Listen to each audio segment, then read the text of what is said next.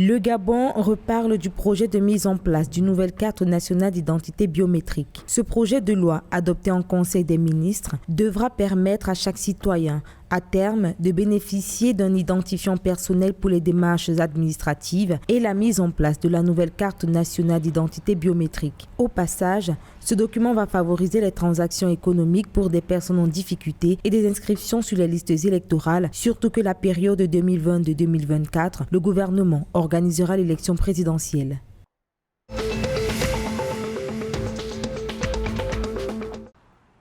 Entre 2017 et 2019, les 44 entreprises publiques du Cameroun ont perdu 224 milliards de francs CFA. Ces pertes, estimées à 48 milliards de francs CFA en 2017, à 57 milliards de francs CFA en 2018, ont été accentuées en 2019 par la pandémie de Covid-19, estimant les pertes à 119 milliards de francs CFA. En plus de fragiliser l'équilibre budgétaire du pays, cette accumulation des pertes au fil des exercices budgétaires engendre une baisse des capitaux propres de ces sociétés d'État.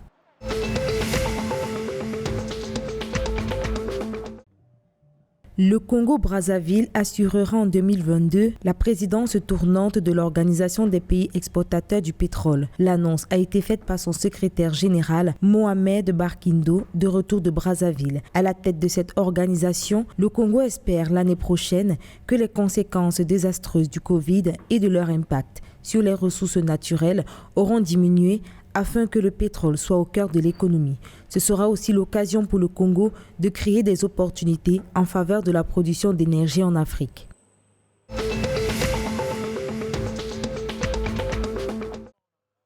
À la clôture de sa visite à Tchabi en République démocratique du Congo, Bintou Keïta, représentante des Nations Unies, affirme la mise en examen de la problématique liée à la protection des civils avec les autorités militaires du pays. Cette décision vise à favoriser une meilleure prise en charge des communautés et renforcer la détermination d'aller contre les groupes armés et en particulier les rebelles des forces démocratiques alliées.